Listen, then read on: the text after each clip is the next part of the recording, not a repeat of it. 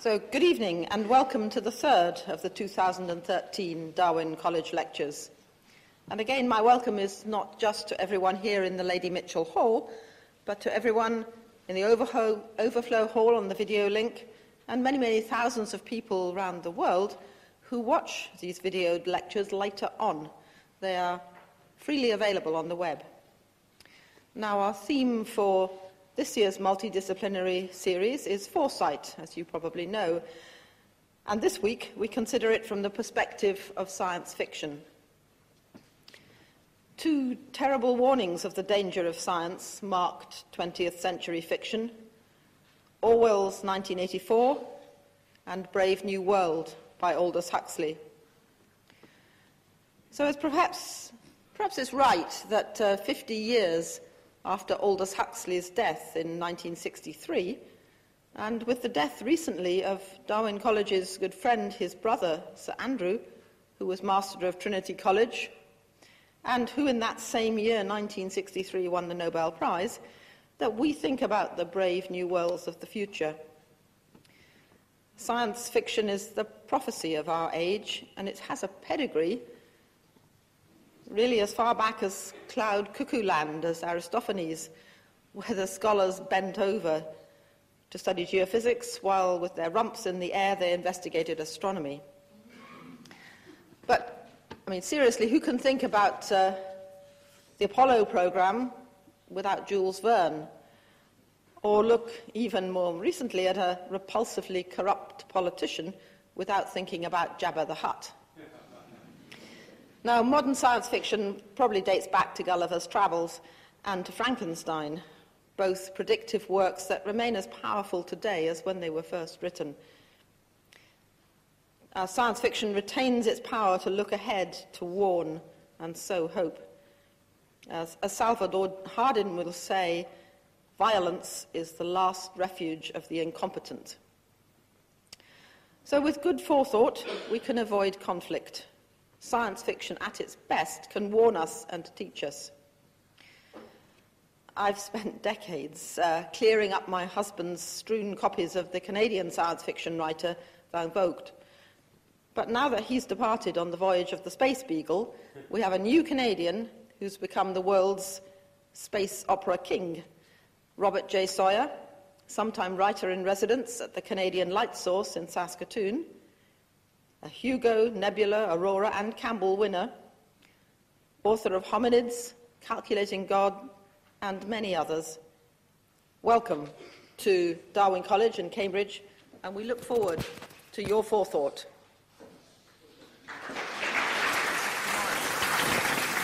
Thank you. And the microphone got knocked off. Thank you for that. The microphone got knocked off as I was getting out of the seat. Can you just hold that? Yep. Sorry about that. Technical difficulties. So I'll tell you my joke while I'm getting my microphone put back on, which is the title of this lecture is Foresight and Fiction, but I wanted to call it the Foresight Saga.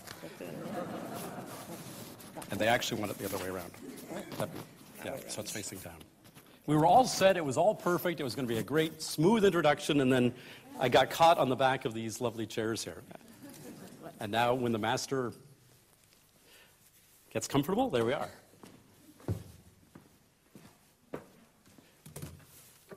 And since we already have had a terrible beginning, I'm going to pour my water at the beginning, too.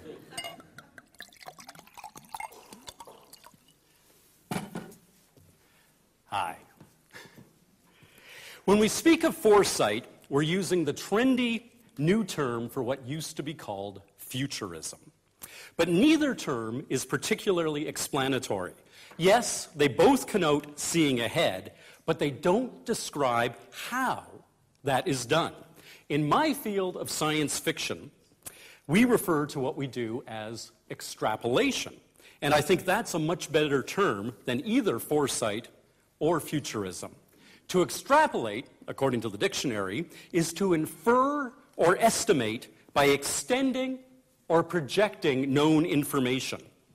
Science fiction is the only area of fiction in which this is routinely done, and it's the only field of all of literature, fiction and nonfiction combined, in which it's regularly done on such long time scales and with such rigor. Let's begin by defining science fiction, since it's a name often misused and poorly understood by those unfamiliar with the field. The term was coined by Hugo Gernsback, a Luxembourger who immigrated to the United States and founded the first science fiction magazine, Amazing Stories, in 1926. Actually, his first stab at naming the genre was the portmanteau word scientifiction, all one word, scientifiction, but that didn't catch on, thankfully. In any event, Gernsback's definition was that science fiction was fiction about scientists. Now, please note, it never was and is not today about fictional science. We do not just make this stuff up. When a benighted newscaster or columnist says that something improbable is just science fiction, what he or she really means is that it's just fantasy. Science fiction is about things that plausibly might happen. Fantasy is about things that never could happen. Magic and the supernatural have no basis in reality. I will refer repeatedly to Arthur C. Clarke, who is my favorite science fiction writer, even if he did make a glaring mistake. In 1965, he coined what's come to be known as Clarke's third law, and it goes like this. Any sufficiently advanced technology is indistinguishable from magic. Any sufficiently advanced technology is indistinguishable from magic. That's flat out wrong. Magic involves the violation of the laws of physics, most often the law of conservation of mass and energy. There are constraints on what even the most advanced technology can do, and good science fiction acknowledges and works within those constraints. It really is a shame that science fiction is so often shelved in the same section of the bookstore as fantasy. They are antithetical genres, but they're paired due to a historical oddity. The first U.S. printings of J.R.R. Tolkien's The Lord of the Rings were pirate editions published by Ace, a science fiction publisher. If SF has to share shelf space with another genre, it really should be mystery fiction, as both prize picking up clues, deductive reasoning, and rational thought. Anyway, Gernsback's definition, fiction about science, served well enough for a couple of decades. Then Isaac Asimov, the great Russian-born American science fiction writer, broadened Gernsback's definition to this. Science fiction is that branch of literature that deals with the responses of human beings to changes in science and technology. This revised definition puts science fiction as a genre squarely into the foresight arena. I've coined two definitions of the genre myself. One is simply that science fiction is the literature of intriguing juxtapositions. That is, it is the field in which you can find quantum computing and paleoanthropology, cheek by jowl, as in my own novel, Hominids, or where information theory, Chinese politics, and primate communication, and the story of Helen Keller can all spark off each other, as in my novel, Wake. But more germane to a discussion of foresight is my other definition. Science fiction is the mainstream literature of a plausible alternative reality. Science fiction is the mainstream literature of a plausible alternative reality. Mainstream in the sense that it's told as if to someone already familiar with the milieu of the story. If the story is set on Mars in the year 2087, the writer spins the tale as if the reader lives in 2087, and if he or she doesn't happen to be a denizen of Mars, it's no more exotic a locale to him or her than, say, Madagascar is to us. Another of my criteria, an alternative reality, is designed to include not just the future, but alternate presents and pasts, the field of counterfactual history, exploring such scenarios as the Axis triumphing in World War II, as exemplified by Philip K. Dick's masterpiece from 1962, The Man in the High Castle. American author Harry Turtledove is the modern master of this kind of alternate history. Such stories are widely regarded as a subset of science fiction, and for good reason. The same extrapolative skill is required in writing them. The only difference is that the point being extrapolated forward from is in the past rather than the present. In Gernsback's definition, in Asimov's, and in my own one about the mainstream literature of alternative reality, the constant, whether explicitly stated or merely implicit, is plausibility. Science is the empirical, the verifiable, the falsifiable. Science fiction accepts the scientific method as the only legitimate way of knowing. You won't find a more skeptical bunch about mental powers, past lives, UFOs, or New Age nonsense than science fiction writers. A flat-out rejection of the supernatural or the implausible is only one of the fundamental building blocks for science fiction. The other foundational block is the core truth that SF espouses. Mainstream fiction, also known as mimetic fiction because it is imitative of real life, takes as a given that you can't change human nature. Science fiction takes as a given that you can.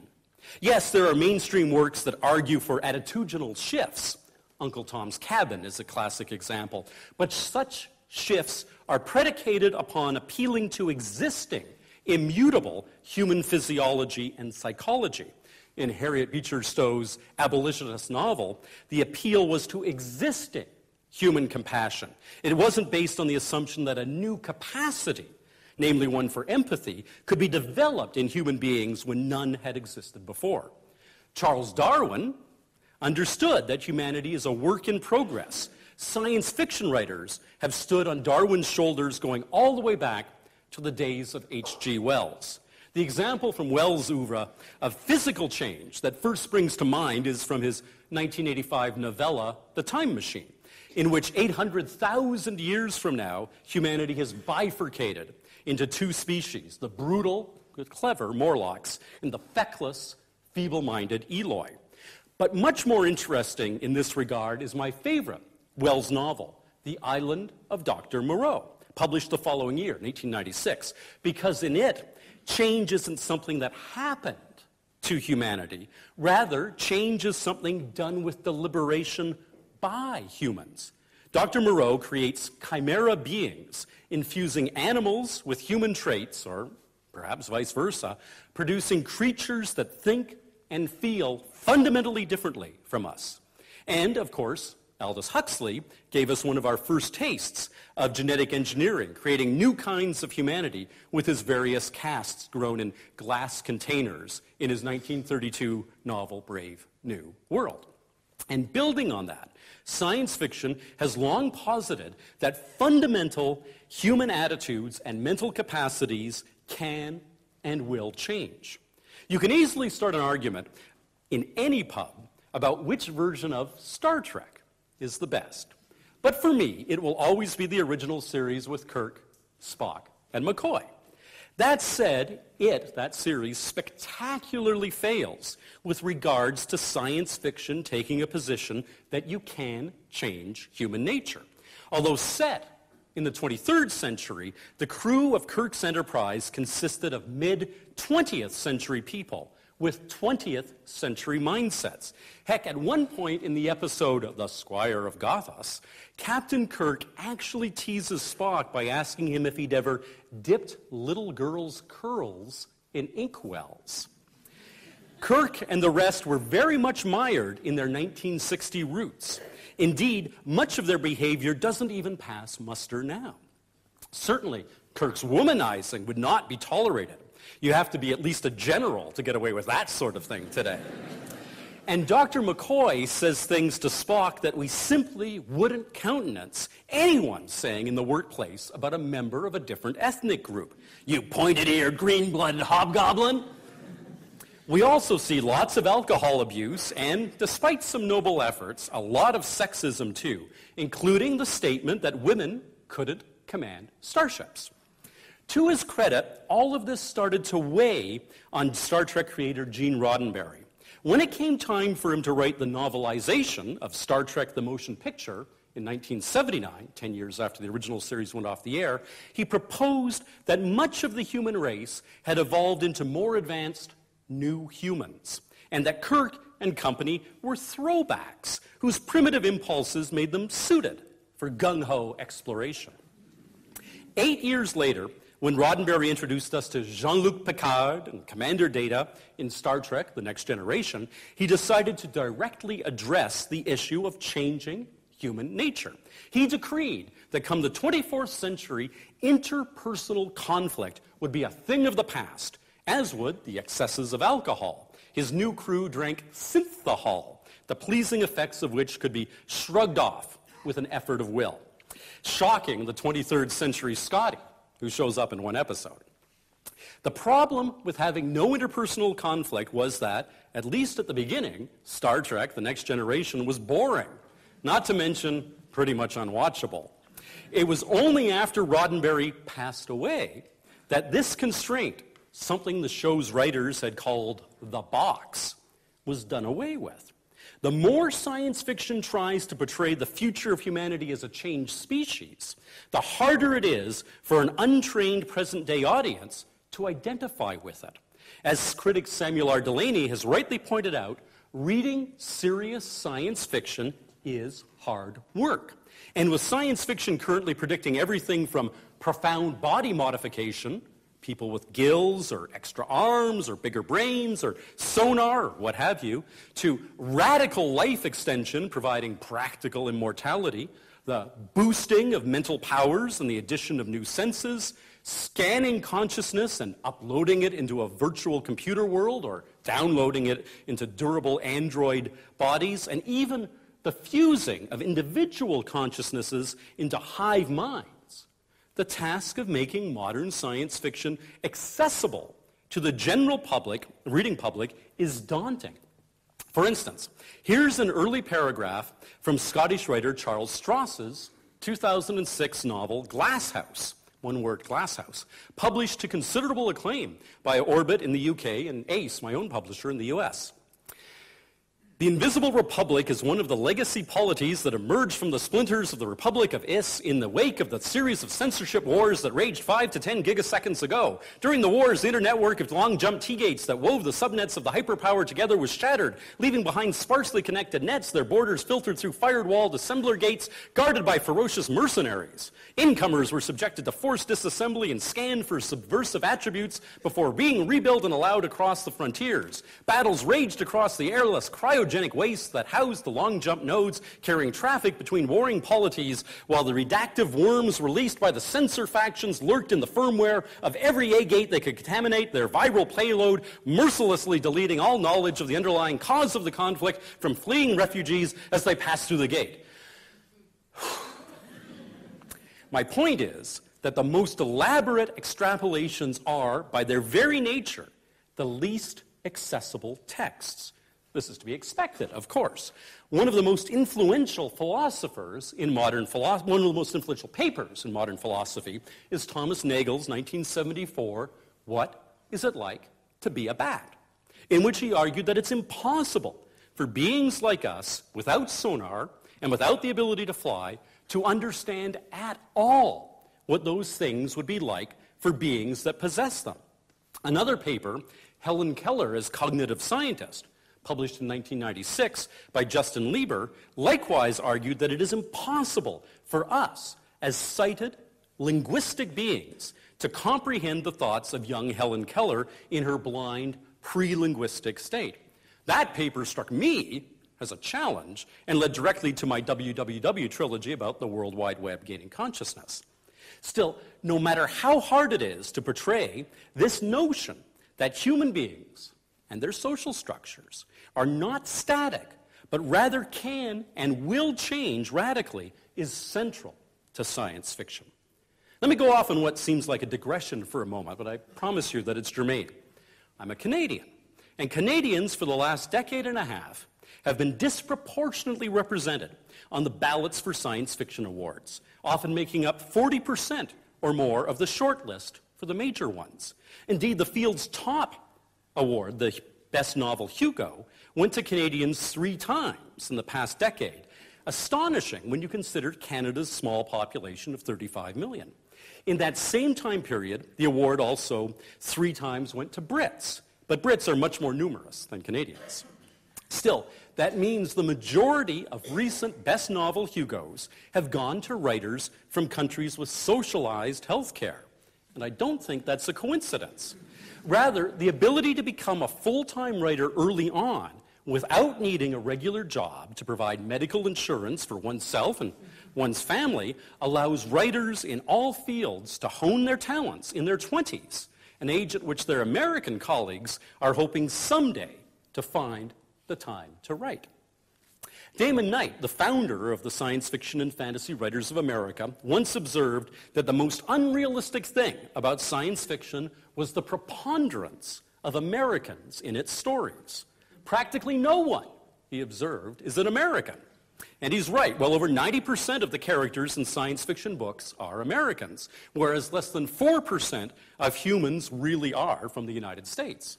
And Canada has a population just a tenth that of the United States. Why are Canadians in particular doing so well on a per capita basis with science fiction? I think one reason is that, as a nation, Canada does embrace that simple reality I spoke of earlier. You can change human nature, including fundamentally shifting attitudes or inculcating new capacities. Canadian essayist and president of PEN International, John Ralston Saul, has observed that one of the biggest differences between Canada and the U.S. is in our approach to our foundational documents. Americans view their Constitution and Bill of Rights as holy writ and expend an enormous amount of effort trying to make sure that 21st century America lives up to, or down to, the ideals of a group of men mostly born in the early 1700s. Canada, on the other hand, views its Constitution and Charter of Rights and Freedoms as works in progress, documents to be tweaked, changed, and, if ever the need should arise, completely rewritten as humanity itself changes. That makes my compatriots particularly suited to the job of foresight through fiction. Humanity is changing, and we Canadians acknowledge that. Canada's 7th Prime Minister, Sir Wilfrid Laurier, said in 1904, "The 20th century belongs to Canada." I like to quip that he was off by 100 years. I also think it's no surprise that the best nonfiction book documenting the fundamental change in human attitudes over time was written by a Canadian. I speak of The Better Angels of Our Nature, Why Violence Has Declined by Steven Pinker, published in 2011. Interesting fact, the Pentagon has doubled the number of washrooms it actually needs. Why?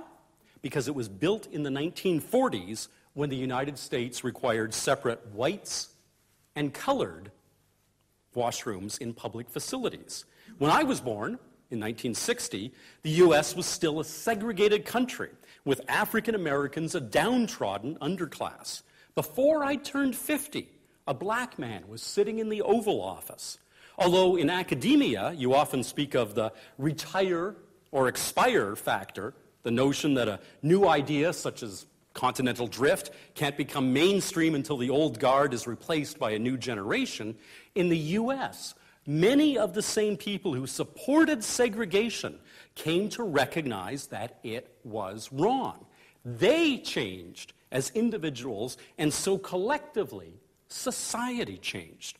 Still, whether you're an American, a Brit, or a Canadian, the three nationalities that produce most of the world's science fiction, and not just counting the work in English, how does one, in fiction, extrapolate to what plausibly might happen?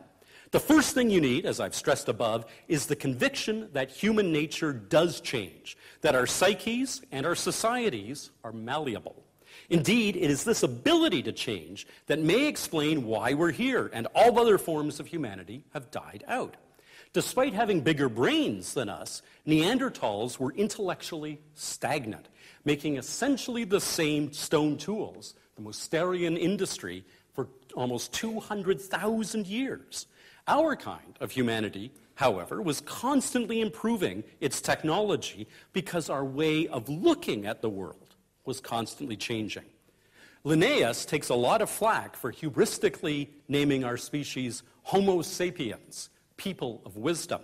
But if wisdom is the result of cumulative changing perceptions and perspectives, then perhaps our nimble kind does deserve that name. After accepting that human nature does change, the second thing you need to extrapolate the future is, perhaps ironically, a keen appreciation of history. I had the pleasure of interviewing the American science fiction writer Kim Stanley Robinson in 1989 for a documentary series I was writing for CBC Radio. He made the point then that the only way to extrapolate a trend is to look not just at the present, but the past as well. The future is just the continuation of history. I agree with Robinson and would add that it's the vector from past to present that gives directionality to our extrapolations. The plausible future is the one that continues past trends. Implausible futures break off in new directions without sufficient cause. In fact, the standard story-generating template for science fiction is not, as many contend, simply asking, what if? That is merely having a neat idea and working out its consequences, but rather wondering what will happen if this goes on, projecting a trend to a logical extreme or natural endpoint. The third requirement for effective extrapolation is a recognition that the rate of change is no longer linear, but rather is exponential. This is a notion that's been widely popularized by inventor Ray Kurzweil, including in his massive tome, The Singularity is Near. But the idea actually originated with a science fiction writer, Vernor Vinge. Like many other SF writers, Vinge was, at the time he wrote about this topic, also an academic. He has since retired from his position as professor of mathematics at San Diego State University. And he first put forward his ideas in an article rather than a story. Still, as a well-regarded science fiction writer, he was clearly using his SF chops when he published his seminal essay, The Coming Technological Singularity, How to Survive in the Post-Human Era, which came out in 1993, 2 years after Vinge took home the Best Novel Hugo, the first of 5 Hugo Awards he would eventually win for his novel, A Fire Upon the Deep. And yes, I do think it's fair for science fiction to take credit for the singularity notion, even if it wasn't published as science fiction, since it was first formulated in depth by a science fiction writer. Likewise, I think science fiction can also claim geostationary communications satellites. They were first proposed by science fiction writer Arthur C. Clarke, even though he chose to unveil his calculation that anything in orbit 23,000 miles above the equator would stay stationary in the sky, and that 3 such satellites could cover the entire surface of the Earth in 1945 in the journal Wireless World, rather than in a science fiction story. In later years, by the way, Sir Arthur had a T-shirt that said, "I invented the communications satellite and all I got was this lousy T-shirt." Anyway, the notion of the singularity is wrapped up in the idea that the rate of technological progress is accelerating. The classic example, of course, is Moore's Law, coined in 1965 by Gordon Moore of Intel, and usually formulated these days to say that computing power doubles every 18 months. That means the computers we had 10 years ago were only 1/128th as powerful as the ones we have today, and the ones we'll have 10 years from now will be 128 times as powerful as our current best machines. Vernor Vinge told us the singularity, the moment when machine intelligence will exceed human intelligence, would arrive no sooner than 2005 and no later than 2030. A prediction, although 20 years old now, that still seems reasonable. And at the moment it does arrive, a gigantic whoosh will occur, since thinking machines will be able to quickly engineer better thinking machines very rapidly. Perhaps in a matter of days or hours, humanity will be left far behind. Or at least that's what the singularitarians would have us believe. Regardless of whether they're right or not, the key point that the rate of technological advancement is accelerating is one that must be grasped by any futurist. The amount of progress this decade will be much greater than in the last decade. The progress made in this century will far outstrip that of the last century. And this is the century in which the human race will either go extinct or establish its stability for not just centuries, but millennia to come. AIDS and cancer are tractable scientific problems. We will lament our slow progress in conquering them, but we've only known the structure of DNA for 50 years now, and we've only had a map of the human genome for 10. Also, we finally have computers powerful enough to deal with complex things such as protein folding. In other words, we finally have the tools, after 40,000 years of civilization, to do real medicine. We just got them, but the progress will be rapid. I'll be astonished if by the 100th anniversary of Crick and Watson's discovery of the structure of DNA here at Cambridge, that any diseases continue to be a serious threat to humanity. And it's not just technological devices that are changing at an accelerating rate. Rather, it is humanity itself. The changes in the last 50 years, the collapse of the Soviet Union, the general decline in violence, the fact that a smaller percentage of the human race is in armed conflict than ever before, the acceptance in Europe and the growing acceptance in North America that atheists can have a role in public life, the legal recognition in many jurisdictions of same-sex marriages, the growth of women's rights, the recognition of the injustices that have been done to Aboriginal peoples, the end of colonialism, the end of segregation in the US and South Africa, and the fact that the United Kingdom and Canada have had female prime ministers and that the United States and South Africa have had black presidents, all attest to the rapidity of societal change. And even more change will come in the next 50 years than what we experienced in the previous half-century. To see some failings in this area, let's turn to the poor stepchild of written science fiction, SF film and television, what we in the business call media sci-fi. Such fare represents a different realm with different roots, and most of the good things that can be said about science fiction as an extrapolative genre apply only to written SF.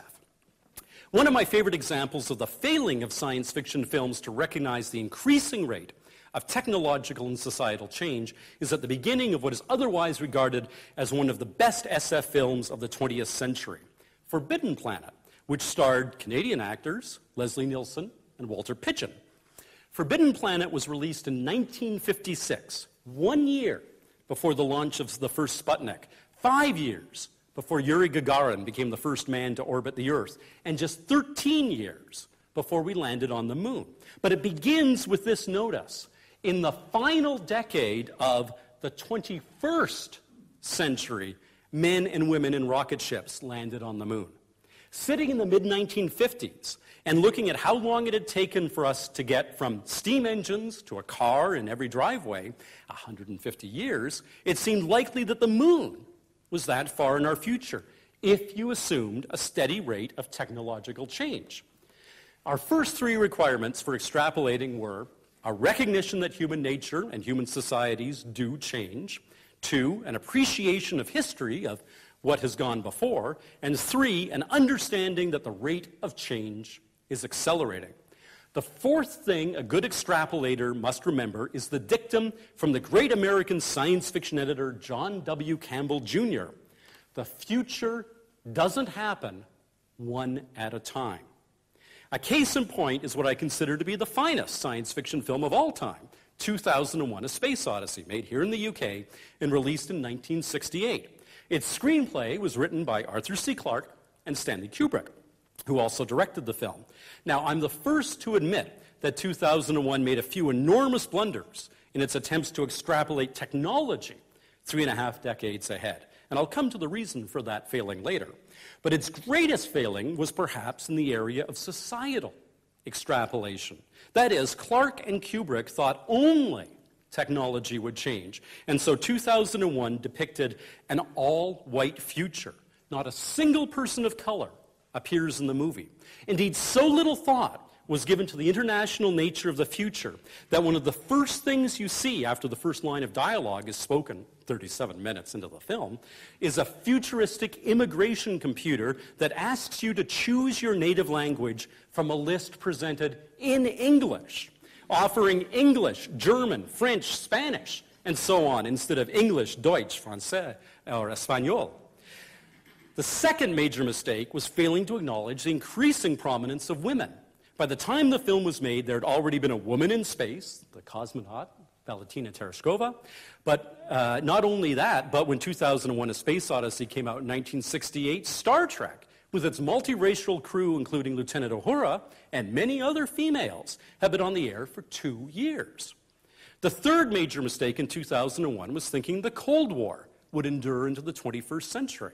And the fourth major mistake, and this was one that no science fiction writer got right, was the belief that humanity would continue its ever outward expansion into space.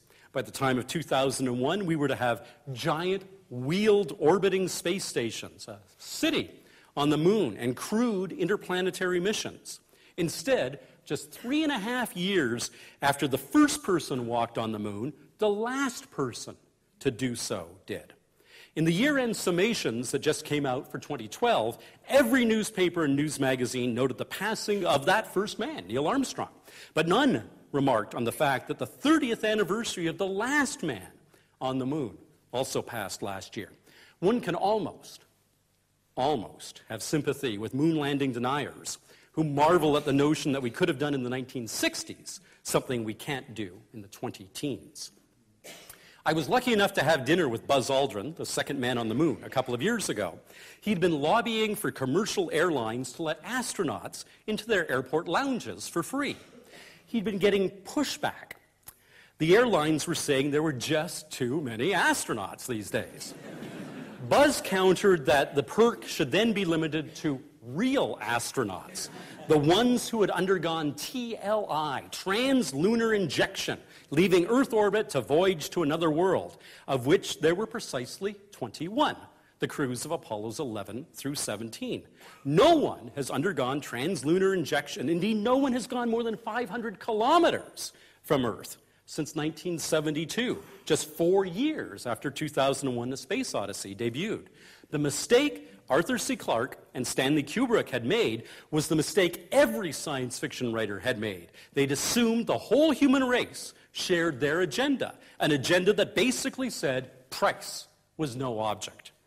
But, of course, price was and is. Despite my earlier comment about the prevalence of Canadians on the science fiction awards ballots, I contend that 1,000 years from now, if you look up science fiction in the Encyclopedia Galactica, the entry will begin a 20th century American literary genre.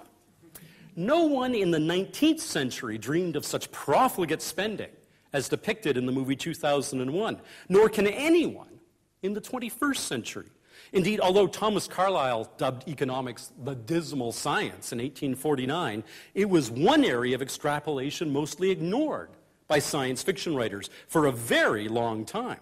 Today, though, I'm pleased to announce that it's at the core of many fine works of extrapolation, including the unincorporated series by the brothers Donnie and Eitan Colon. Of course, it's possible to take extrapolation too far. As it happens, my father is Professor Emeritus of Economics at the University of Toronto. And although it was he who took me to see 2001: A Space Odyssey at a theater during its first run in 1968, he had never read any science fiction. And yet, as a bright, gadget-loving, scientifically and mathematically literate person, he perfectly fit the core demographic. And so I set about to introduce him to the joys of the genre. My first couple of suggestions failed to strike his fancy, and then it hit me. The perfect choice. My father's specialty was economic forecasting. In fact, he headed the University of Toronto's Institute for the Quantitative Analysis of Social and Economic Policy, which tried to gauge the effects government programs would have on the economy. And he had pioneered many techniques of econometric modeling, including, I vividly remember from my childhood, one that involved elaborate structures made out of tinker toys. And so I gave my father Isaac Asimov's magnum opus, the Foundation Trilogy. The Foundation Trilogy tells of Harry Seldon, a social scientist and mathematician who has developed a field he calls psychohistory, which predicts social trends over not just months or years, but millennia. Asimov's position was that when the human population gets big enough, no one person can have a significant impact, and so the laws of mass action will apply, letting the broad strokes be mapped out. By the time of his story, there are quadrillions of human beings scattered over thousands of worlds. Unfortunately, Harry Seldon's psychohistorical analysis predicts that the vast galactic empire is about to fall, and a dark age of 30,000 years duration will ensue. He sets out, more or less negating Asimov's premise that one person can't make a difference, to ensure that a new prosperous civilization will arise after the interregnum. The problem, of course, is that Asimov started writing Foundation around 1940, decades before the notion of chaos theory and sensitive dependence on initial conditions had been developed. We know now that even a slight change has gigantic effects. Rather than being damped out, it can alter everything.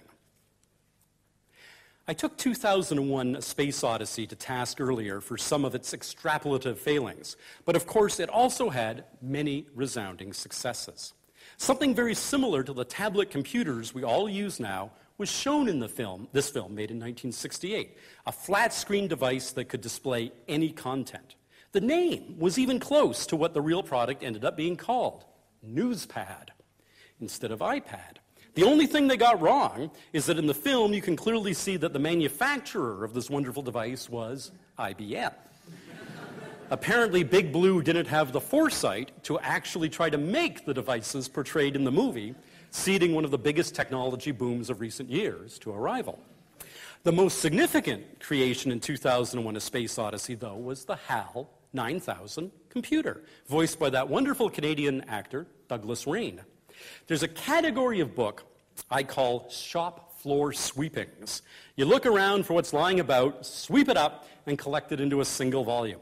William Gibson's recent Distrust That Particular Flavor was one such, as was my own Relativity, Essays and Stories. Yet another was Arthur C. Clarke's The Lost Worlds of 2001, which collected fragments of earlier drafts of the novel written simultaneously with the screenplay. In this book, we learn that originally the spaceship crew was to be aided by an ambulatory robot named Athena. It was only quite late in the development process that the notion of a central computer came to the fore. The name HAL was said to be a contraction of heuristically programmed algorithmic computer. However, it's also true that HAL, H-A-L, is one step alphabetically ahead of IBM. Arthur C. Clarke denied that was deliberate. I never used to believe him. The odds are hugely against it coming up by accident. But my own first novel, Golden Fleece, published in 1990, is very much a homage to 2001, and it features a central computer named Jason, which someone pointed out to me could be rendered not only as J-A-S-O-N, but also as J-C-N. And the letters J-C-N come one letter alphabetically after IBM. In the movie 2001, Hal says his birthday was the 12th of January, 1992. Now, it's not actually clear what part of the movie takes place in the year 2001. After we leave the 8 men and go to the future, there's the portion of the film that takes place on the wheel-shaped space station and on the moon base, and then there's the Jupiter mission that's identified as occurring 18 months later. If we assume that the Jupiter mission is the part set in 2001, then we're supposed to believe that a cutting-edge spaceship had an 11-year-old central computer. And if it's the moon-based stuff that's set in 2001, then Hal would be 13 by the time the mission took place. Too late for the movie, Arthur C. Clarke realized this was a mistake. Moore's Law was coined in 1965, about when Clarke and Kubrick started collaborating on their screenplay. But Clarke apparently hadn't gotten the memo. Still, for the novel, which was published after the movie was in theaters, he changed the date to the 12th of January, 1997, 5 years later, meaning Hal was between 4 and 6 years old when we meet him. To commemorate that date, January 12, 1997, in real life, MIT Press published a lovely volume entitled Hal's Legacy, 2001's Computer as Dream and Reality. The book has contributions from or interviews with such seminal computing figures as Marvin Minsky, Ray Kurzweil, and Douglas Lenat, as well as cognitive scientist Daniel C. Dennett. The papers in the book make the case that the whole agenda of the computer science and artificial intelligence communities was set from 1968 for the next 30 years by the vision people saw in the movie 2001. And indeed, it was. In 2001, Hal beats a human at chess. He exhibits speech recognition. He exhibits natural language processing. He has very sophisticated vision, including the ability to read lips. He also shows a remarkable talent for facial recognition, not only recognizing real people, but recognizing others in sketches, done by an amateur artist, and he even seems to exhibit common sense and moral reasoning. Arthur C. Clarke's famous peer was Isaac Asimov, whose name is indelibly associated with robots thanks to his fictional 3 laws of robotics. Those laws, as Asimov himself told me in a 1985 CBC interview, were actually coined by the great editor of Astounding Stories I mentioned previously, John W. Campbell Jr. So it's no surprise to find that Asimov himself didn't really understand computers. Back in 1952, his attention was caught by UNIVAC, the computer that correctly predicted that Dwight Eisenhower would beat Adlai Stevenson in the race for the White House, when all the traditional pollsters predicted Stevenson would win. The name UNIVAC is a contraction of Universal Automatic Computer, but Asimov figured UNIVAC was a computer with 1 vacuum tube, and so decided that his futuristic fictional computer in his 1956 story, The Last Question, would outdo it by having lots of vacuum tubes, leading him to dub his thinking machine Multivac. Multivac was never networked. It was a single, giant, physical entity tended by hundreds of technicians, and if you wanted to ask it a question, you had to go to it. And speaking of networks, it's a silly canard that Al Gore claimed to have invented the internet. Of course, he never said that. It's also an equally silly claim, although one often heard, that science fiction failed to predict the internet. In fact, it did so repeatedly. The oldest reference to something like the internet was probably Mark Twain's telectroscope, which he proposed in an 1898 short story. To quote Twain, "The improved limited distance telephone was presently introduced, and the daily doings of the globe made visible to everybody, and audibly discussable too, by witnesses separated by any number of leagues."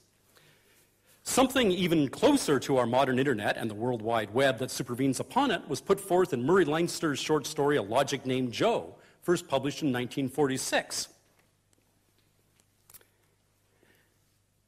Logic is his term for a computer, and here's what his aw shucks repairman narrator has to say in describing this. 1946. "You know the logic setup. You got a logic in your house. It looks like a vision receiver used to, only it's got keys instead of dials, and you punch the keys for what you want to get. Say you punch station snafu on your logic. Relays in the tank take over, and whatever vision program snafu is telecasting comes up on your logic screen. Or you punch Sally Hancock's phone, and the screen blinks and sputters, and you're hooked up with the logic in her house, and if somebody answers, you got a vision phone connection. But besides that, if you punch for the weather forecast, or who won today's race at Hialeah, or who was the mistress of the White House during Garfield's administration, or what is PDQ and R selling for today, that comes up on the screen too. Everything you want to know or see or hear, you punch for it and you get it." 1946, Murray Leinster. Let us go back to Arthur C. Clarke's novel version of 2001: A Space Odyssey. In that book, he has one of the characters using the newspad I described earlier. Quote, "When he tired of official reports and memoranda and minutes, he would plug in his full-size newspad into the ship's information circuit and scan the latest reports from Earth. In a few milliseconds, he could see the headlines of any newspaper he pleased. One could spend an entire lifetime doing nothing but absorbing the ever-changing flow of information." In other words, science fiction even predicted that surfing the web could become an enormous time sink. Now, remember what I said about the Foundation trilogy earlier. Isaac Asimov had failed to take into account, because it hadn't yet been invented, the notion of chaos theory, which meant any prediction might go awry thanks to ignored, seemingly small effects. Although the most famous science fictional prose treatment of computing is William Gibson's 1984 novel Neuromancer, is it any wonder that it doesn't accord with how reality turned out, given that Gibson wrote it on a manual typewriter? I've sometimes said in interviews that my recent novel, Wake, and its sequels, Watch and Wonder, are in dialogue with Neuromancer. But where Gibson's view is pessimistic and closed, a hacker underground and or big corporations controlling everything, mine is optimistic and open. Power devolves to all individuals everywhere. Gibson's take, fascinating when he first put it forth, has been superseded by reality. The whole cyberpunk fork of science fiction is now a kind of alternate history unrelated to how computing really evolved. Instead of cyberpunks, we got the communal Wikipedia and Time magazine naming you us, the average Joe who freely and altruistically creates online content, it's 2006 Person of the Year. The difference between Gibson's approach and mine is driven home most directly in Wake, where I paraphrase the opening line of Neuromancer, then add a final clause that turns its meaning around. Neuromancer begins, "The sky above the port was the color of television tuned to a dead channel." When Gibson wrote "the color of television tuned to a dead channel," he meant to imply a gray, foreboding firmament. But technology changed in ways he didn't anticipate. In my novel, I write, "The sky above the island was the color of television tuned to a dead channel, which is to say it was a bright, cheery blue." Neuromancer is, of course, a remarkable achievement, but Wake came out 25 years later and starts extrapolating forward from a reality in which the World Wide Web actually exists. Still, Gibson and I are in accord on some things. As I argued in a 1999 speech at the Library of Congress, the central message of science fiction is this: look with a skeptical eye at new technologies. Or as Gibson has put it, the job of the science fiction writer is to be profoundly ambivalent about changes in science and technology. Now, certainly there are science fiction writers who use the genre for pure science boosterism. Science can do no wrong, only the weak quail in the face of new knowledge. But most of us, I firmly believe, do take the Gibsonian view. We are not techie cheerleaders. We aren't flacks for big business or entrepreneurism. We don't trade in utopias. Neither, of course, are we Luddites. The late Michael Crichton used to write of the future too, but he wasn't really a science fiction writer. If anything, he was an anti-science writer. Indeed, both Gregory Benford and I discussed with our shared agent, Ralph Ichinanza, why it was that Crichton outsells us. Ralph explained that he could get deals at least approaching those Crichton gets if, and this was an unacceptable if, to both me and Greg, we were willing to promulgate the same fundamental message Crichton does, namely that science always goes wrong. Think about it. When Michael Crichton made his robots, as he did in Westworld, they ran amok, and people die. When he cloned dinosaurs, as he did in Jurassic Park, they ran amok, and people die.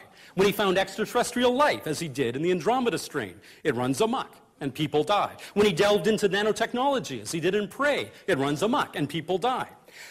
Crichton wasn't a prophet. Rather, he pandered to the fear of technology so rampant in our society, a society, of course, which ironically would not exist without technology. His mantra was clearly the old B-movie one, that there are some things that man was not meant to know. The writers of real SF refuse to sink to fear-mongering, and indeed we have an essential societal role, one being fulfilled by no one else. Actual scientists are constrained in what they can say, even with tenure, which supposedly ensures the right to pursue any line of inquiry. Scientists are in fact muzzled at the most fundamental economic level. They cannot speculate openly about the potential downsides of their work because they rely on government grants or private sector consulting contracts. The government is answerable to an often irrational public. If a scientist is dependent on grants, those grants can easily disappear. And if he or she is employed in the private sector, well, then certainly Samsung doesn't want you to say cellular phones might cause brain cancer. Dow Chemical didn't want anyone to say that silicone implants might cause autoimmune problems. British American Tobacco certainly didn't want anyone to say that nicotine might be addictive. Granted, not all of these potential dangers turned out to be real, but even considering them, putting them on the table for discussion was not part of the corporate game plan.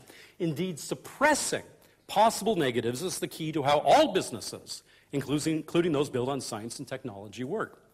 There are moments, increasingly frequent moments, during which the media reports that science fiction has become science fact. Certainly one of the most dramatic of the 20th century was made public in February 1997. Ian Wilmot at the Roslin Institute in Edinburgh had succeeded in taking an adult mammalian cell and producing an exact genetic duplicate, the cloning of the sheep named Dolly. Dr. Wilmot was interviewed all over the world, and of course every reporter asked him about the significance of his work, the ramifications, the effects it would have on family life. And his response was doggedly the same, time and again. Cloning, he said, had narrow applications in animal husbandry and nothing else.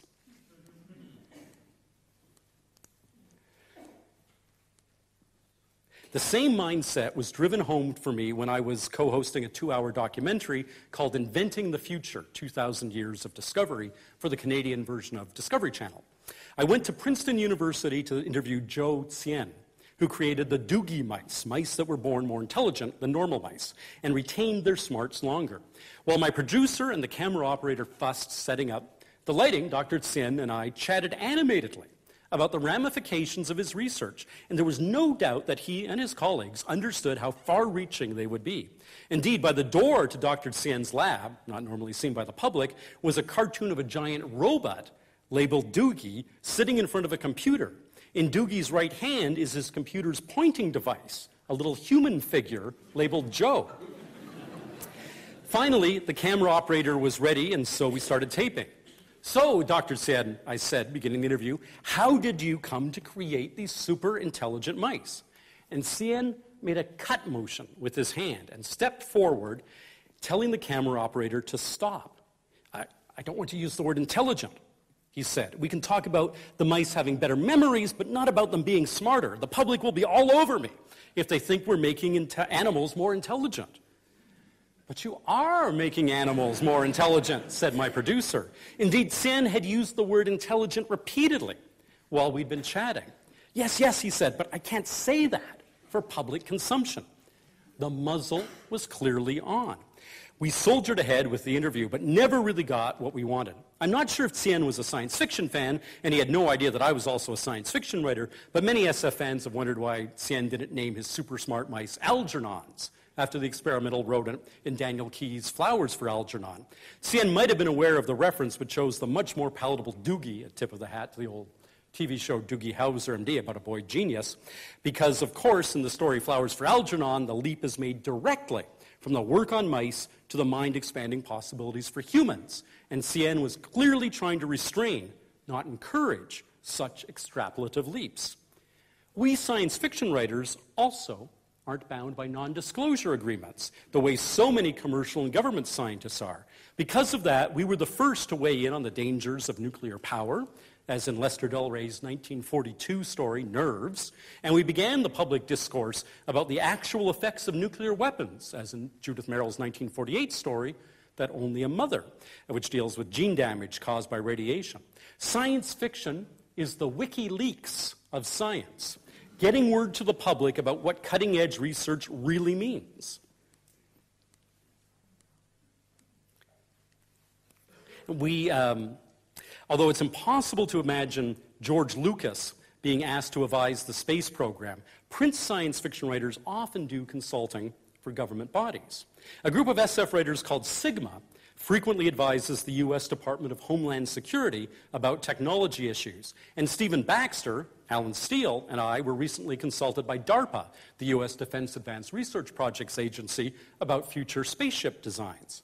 Why do they come to us? Because someone needs to openly do the speculation, to weigh the consequences, to consider the ramifications, someone who is immune to economic pressures, and that someone is the science fiction writer.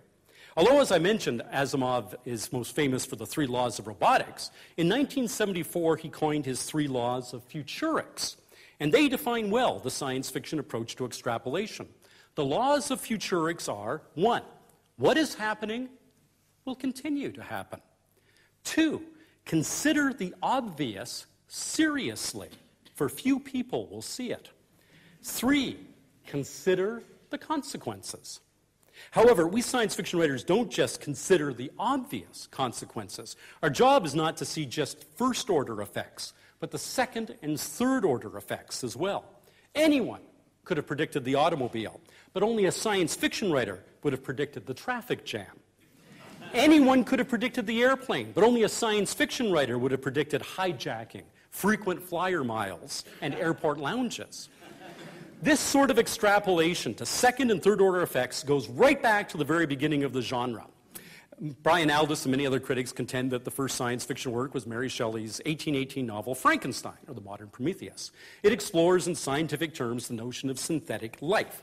Dr. Frankenstein studies the chemical breakdown and putrefaction that occurs after death so he can reverse it and reanimate non-living matter. take out his scientific training and his scientific research and his scientific theory, and for the first time in the history of fiction, there's no story left. Like so many other works of SF that followed, Shelley's story is a cautionary tale. It raises profound questions about who should have the right to create living things and what responsibility the creators should have to their creations and to society. Think about that. Mary Shelley put these questions on the table almost 2 centuries ago, 41 years before Darwin published The Origin of Species, and 135 years before Crick and Watson figured out the structure of DNA. Is it any wonder that Alvin Toffler, one of the first futurists, called reading science fiction the only preventive medicine for future shock? Note, by the way, Frankenstein's publication date, 1818. The science fiction bicentennial is just 5 years away. I, for one, am going to throw a party.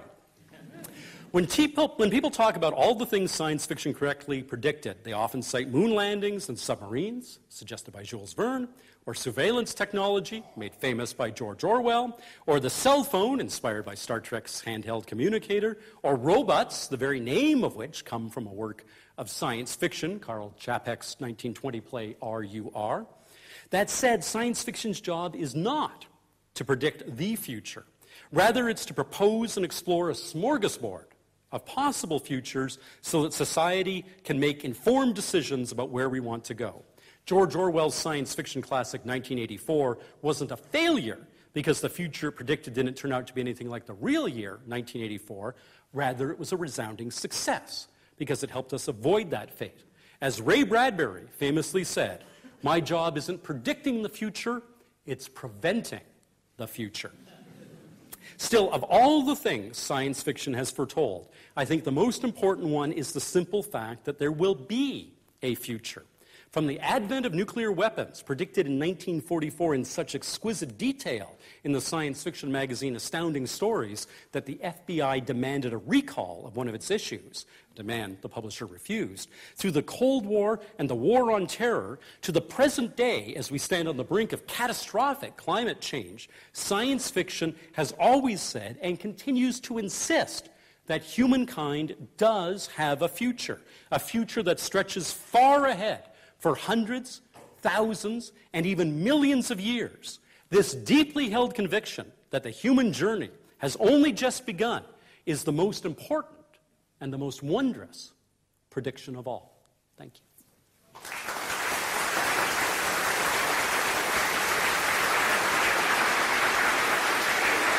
Thank you very much.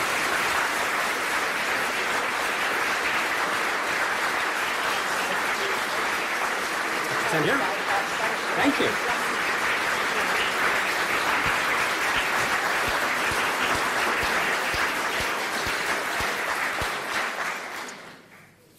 So I must confess something here. I'm a Canadian. So to have the 2009 writer-in-residence from the Canadian Light Source in Saskatoon with us here is a particular pleasure for me. Saskatoon's a splendid city, and Canada's a fine country for looking forwards and not backwards. And of course, it wasn't just Van Vogt. There's Margaret Atwood, of course, and as we've heard, a large number of very successful science fiction authors. I wonder why that is, and you've pondered why that might be. I'll throw something in here. Canadian radio on Saturday morning is kind of unequaled. Many thoughtful Canadian teenagers can grow up with a program called Quirks and Quarks, the adventure of science at its most excellently coolest. Maybe that could be one reason for the success of Canadian science fiction writers. Socialized medicine, socialized broadcasting, it's all socialism down the line. But I have to say I'm very glad that sci-fiction didn't end up. That really didn't catch on. So, Robert, very, very many thanks for an inspiring lecture, a sort of sweeping overview of science fiction, its underpinnings and its development, and for continuing and sustaining this great Canadian tradition of science fiction writing in giving us tonight your most excellently cool lecture. My pleasure. Thank you so much. Thank you so much. Thank you. How do we get down? Oh, there's steps.